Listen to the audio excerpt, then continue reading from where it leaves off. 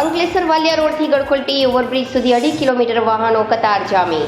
5 મિનિટનો રસ્તો પસાર કરતા વાહન ચાલકોને લાગ્યા 1 કલાક. રાજપીપળા ચોકડી સદાનંદ હોટલ રોડ બંધ થતા વાલિયા ચોકડી પર વાહનોનો ધસારો.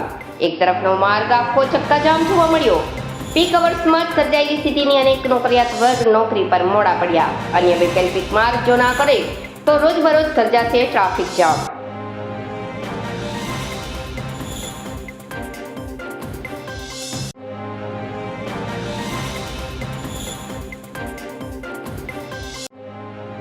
હજુ ક્યારે?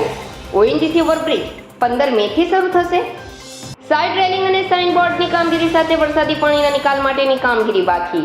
જૂજ કામગીરીને લઈ છેલ્લા 5 દિવસથી બ્રિજ ચાલુ થવામાં થઈ રહેલ વિલંબ. અંકલેશ્વર વહીવટી તંત્ર સક્રિય થતા બ્રિજ 15 મેથી શરૂ કરવા ઇજારદારે ખાતરી આપી.